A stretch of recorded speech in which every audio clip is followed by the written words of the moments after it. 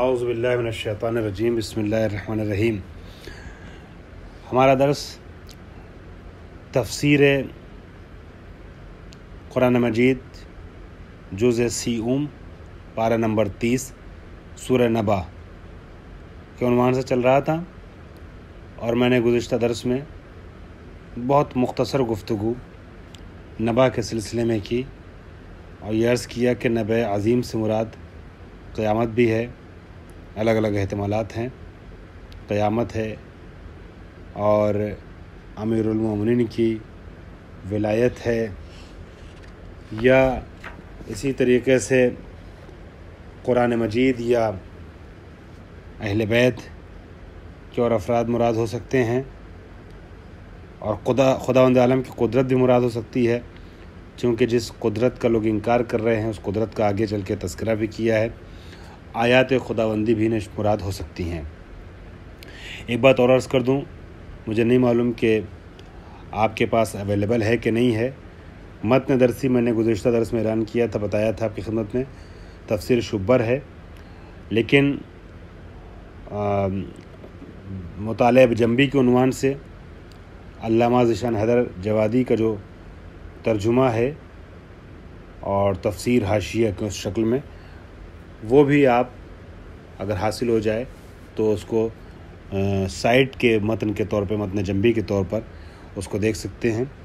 میری کوشش یہ رہے گی کہ اس کی طرف بھی رجوع کیا جائے، چونکہ اس کو آسان لفظوں میں اردو میں علامہ نے بہت سی چیزیں وہاں بیان کی ہیں، مثلا کچھ کلمات کی کہ اردو میں ترجمے کیے ہیں کہ جو فارسی یا عربی کے مقابلے میں اگر اردو والی کتاب آپ دیکھیں تو آپ کے لیے زیادہ بہتر ہوگا۔ بہرحال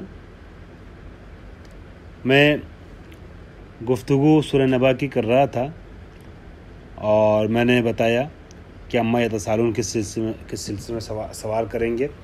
یہ لوگ سوال کرتے ہیں نبع عظیم کے بارے میں، اس میں اختلاف ہے کہ نبع عظیم سے مراد کیا ہے، ٹھیک ہے، اور اس آیت تک پہنچا تھا کہ ثم کلا سیعلمون، پھر سے تکرار کے ثم کے ذریعے سے مبالغہ، تحدید میں مبالغے کو، تحدید یعنی ڈرانا، دھمکی، تحدید میں مبالغے کو سمجھانے کے لیے کہ بالکل قریب یہ جان لیں گے ابھی جو انکار کر رہے ہیں۔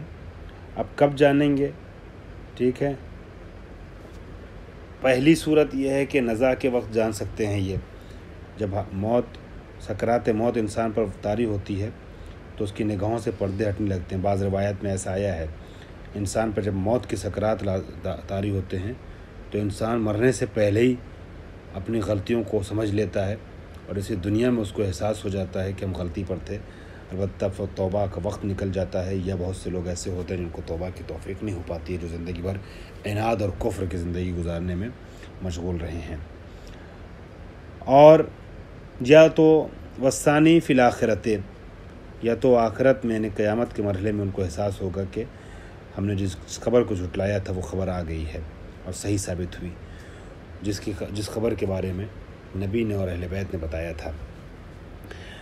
اس کے بعد قرآن اعلان کرتا ہے الم نجعل الارض مہادا، کیا ہم نے زمین کو گہوارہ نہیں بنایا؟ اطلب العلم من المہد الی اللحد وتأک المہد، زمین کو پھیلا دیا ہے ایک گہوارے کے مانند۔ چند لفظوں کے آپ ترجمے پہلے چاہیے تو لکھ لیجئے، میں عرض کر رہا ہوں۔ میہاد کے معنی فرش کے یا گہوارے کے ہیں۔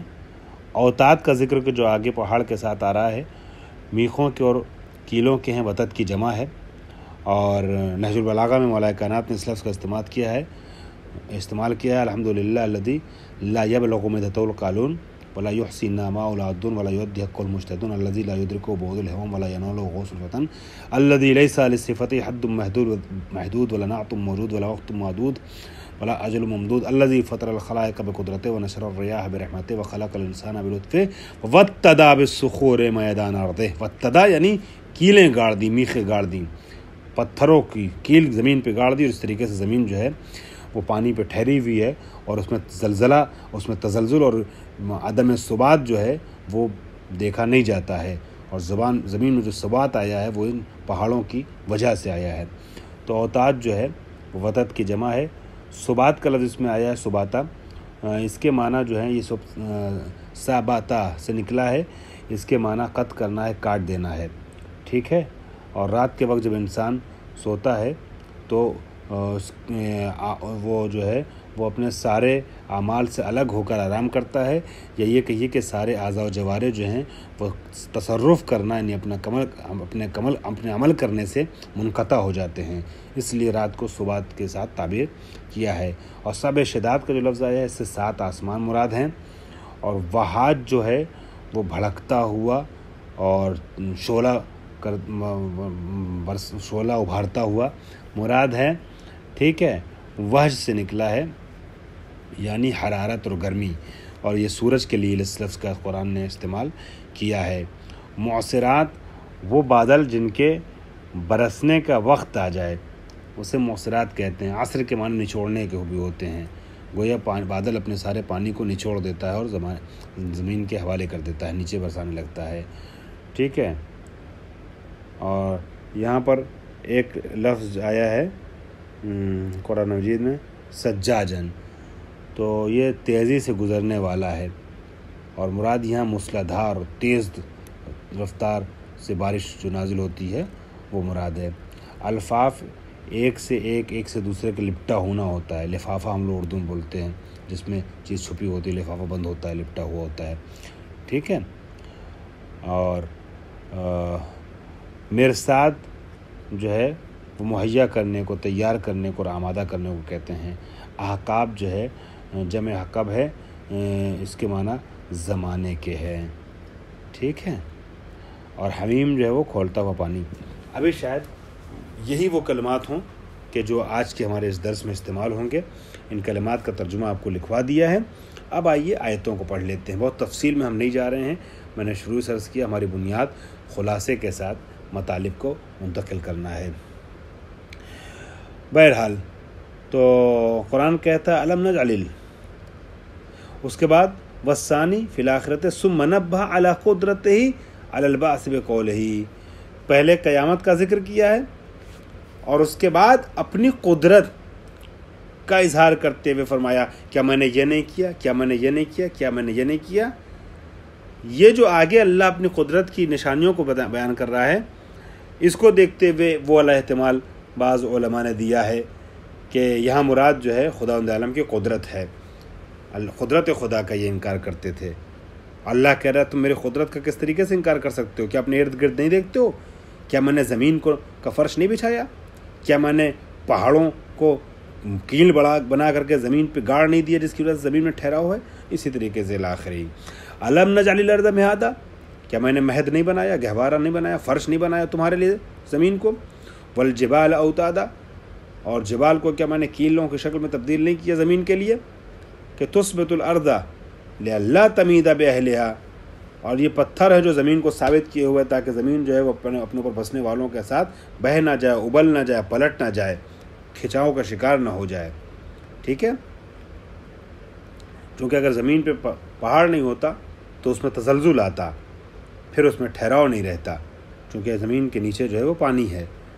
ٹھیک ہے. پہاڑ کے وزن سے زمین ٹھہری ہوئی ہے، دبی ہوئی ہے. وَخَلَقْنَاكُمْ أَزْوَاجًا، اور ہم نے تم کو زوج کر کے پیدا کیا ہے. ذُكْرَانًا وَإِنَاثًا، مذکر اور مؤنث، ہم نے تمہیں جفت بنایا ہے.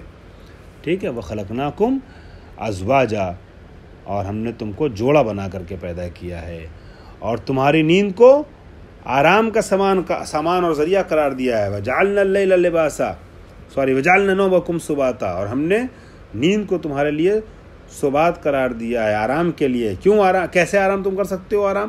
کیونکہ دن بھر تھکتے رہتے ہو، محنت کرتے ہو. ٹھیک ہے. اب اس کے بعد جب سو بستر پہ آؤ تو ریلیکسیشن چاہیے، آرام چاہیے. یعنی اب تمہارے اعضاء و جوارح دنیا کی اپنی تمام ایکٹیویٹیز اور فعالیتوں سے کٹ کر کے بستر پہ آرام کر لیں 4 گھنٹہ، 6 گھنٹہ، 8 گھنٹہ، تاکہ پھر سے اٹھو تو تر و تازہ رہو، یہ بدن کی تھکاوٹ مٹ چکی ہو. اس کے لیے ہم نے کیا کیا ہے نا، جعلنا نومکم سباتا، ہم نے نیند کو تمہارے سبات یعنی راحت اور آرام کا ذریعہ بنایا. او قطعنا للتصرف جوارحکم وقواکم، ہم نے منقطع کر دیا تمہارے جوارح کے تصرف کو اور تمہاری قوتوں کو. یعنی اب تم کچھ کر نہیں سکتے، پڑے ہو سکون سے، مگر تم بے قدرت کے پڑے ہو، لیکن اس میں تمہیں ایک تقویت مل رہی ہے. وہ کیا تقویت مل رہی ہے؟ کہ تمہارے اعضاء و جوارح پھر سے آمادہ ہو رہے ہیں نئے سرے سے اگلے دن کام کرنے کے لیے. ٹھیک ہے، یہ اللہ کی نعمت ہے. وجعلنا اللیل لباسا، یعنی ساترا بظلمتین، ہم نے رات کو جو ہے تمہارے لباس قرار دی. لباس سے مراد کیا؟ لباس انسان کیا کہ جس چیز کو سے انسان ڈھک جاتا ہے اسے لباس کہتے ہیں. ٹھیک ہے، لباس کہتے ہیں. اور اسی وجہ سے عربی زبان میں لبس کے معنی شبہ کے بھی ہوتے ہیں. التباس کے معنی مشتبہ ہو جانا، یعنی دو چیزیں جب مل جاتی ہیں پتہ نہیں چل پاتا ہے، سامنے نہیں آ پاتی، حقیقت کھل نہیں پاتی، حقیقت چھپ جاتی ہے، اس کو بھی التباس کہتے ہیں. تو چھپنے کو التباس کہتے ہیں، چھپانے والی چیز کو لباس کہتے ہیں. ہم نے رات کو ساترن بظلمتن، ظلمت کے ذریعے سے، اندھیرے کے تاریکی کے ذریعے سے ساتر بنا دیا ہے. دن کی تمام جو چیزیں کھلی ہوئی اوپن ہیں ان سب پہ پردہ ڈال دیتا ہے رات کے ذریعے سے اللہ. اور رات میں انسان نمایاں نہیں ہوتا ہے، چھپ جاتا ہے، اور انسان کے عیوب بھی چھپ جاتے ہیں، بہت سی چیزیں چھپ جاتی ہیں. اور یہ رات جو ہے نا ستر کر کے انسان کے لیے نعمتیں فراہم کرتا ہے، انسان کے لیے آسائشیں فراہم کرتا ہے. عزت دار لوگ کئی اوقات کئی بار ایسا ہوتا ہے جب اس ستر لیل کے محتاج ہوتے ہیں. اب اس کی تفصیل میں نہیں جا سکتا ہوں. تو یہ ستر لیل جو ہے یعنی اور رات کی جو ظلمت اور تاریکی ہے یہ انسان کے لیے بہت بڑی نعمت ہے. اور رات کا کمال ہی یہ ہے کہ اس میں اندھیرا ہو، اس میں تاریکی ہو. اس رات کی اور اس تاریکی کی اور اس ظلمت کی، اس اندھیرے کی انسانی دنیا کو اور روحانی دنیا کو ضرورت ہے. وَخَلَقْنَاكُمْ أَزْوَاجًا وَجَعَلْنَا نَوْمَكُمْ سُبَاتًا وَجَعَلْنَا اللَّيْلَ لِبَاسًا وَجَعَلْنَا النَّهَارَ مَعَاشًا، اور ہم نے دن کو ذریعہ معاش قرار دیا، وقت معاش قرار دیا ہے. انسان روزی روٹی کے لیے نکلے، دن میں کام کرے، رات میں آرام کرے. اللہ نے رات کو آرام کے لیے بنایا اور دن کو سونے، دن کو کام کے لیے، فعالیتوں کے لیے، معاش نہیں، بزنس کے لیے، تجارت کے لیے، نوکری کے لیے بنایا ہے. وَبَنَيْنَا فَوْقَكُمْ سَبْعًا شِدَادًا، اور ہم نے تمہارے اوپر 7 مضبوط آسمانوں کو، من السماوات، من تبعیض ہے جو بیان کر رہا ہے کہ وہ 7 چیزیں کیا ہیں. کہ بیان باشد السماوات، ہم نے تمہارے لیے، تمہارے اوپر، سروں کے اوپر، تمہارے اوپر، تمہاری بلندی پر 7 مضبوط آسمانوں کو بنایا ہے کہ لا تبلا بمرور الدہر، کہ جس پہ زمانے کے گزر کا کوئی اثر نہیں ہوتا ہے.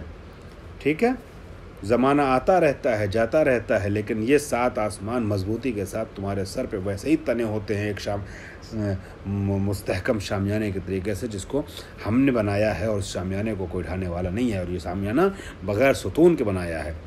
ایک کمال آسمان کا یہ بھی ہے کہ تم ایسے ستون کے ساتھ بنائے جس کو تم دیکھ نہیں سکتے ہو. عمد لا ترونہا، ہم نے ایسے ستون کے ساتھ اس کو بنایا. دوسری جگہ قرآن نے کہا ہے ہم نے ستون ایسا رکھا ہے، یہ بھی ایک معجزہ ہے. یعنی کہیں یہ کہتے ہیں کہ ستون ہے ہی نہیں، یہ بھی کمال. چھت کو ستون کی ضرورت ہوتی ہے، اور کہیں کہتے ہیں عمدن لا ترونہا، یعنی یومودن لا ترونہا، ایسے ستونوں کے ساتھ بنایا جس کو تم دیکھ سکتے ہو. یہ بھی کمال ہے کہ ستون ہے مگر بشر کو نظر نہیں آتا. دونوں صورت میں خداوند عالم کی قدرت کا بے مثال نمونہ ہے. تو پروردگار کہتا ہے ہم نے تمہارے اوپر جو ہے آسمانوں کو بنایا ہے، اور اس طریقے سے کہ زمانے کی روز و گزشت کا اس کے اوپر اثر نہیں ہوتا، مؤثر نہیں ہوتا زمانے کا آنا جانا. وجعلنا الشمس سراجا، یہ بریکٹ میں شمس ہے. جعلنا سراجا وہاجا، ہم نے تمہارے لیے بھڑکتے ہوئے چراغوں کو بنایا ہے. اس سے مراد شمس ہے. جعلنا الشمس سراجا وہاجا، ہم نے سورج کو تمہارے لیے چمکدار نور بنایا ہے. منیرن، نور دینے والا بنایا ہے.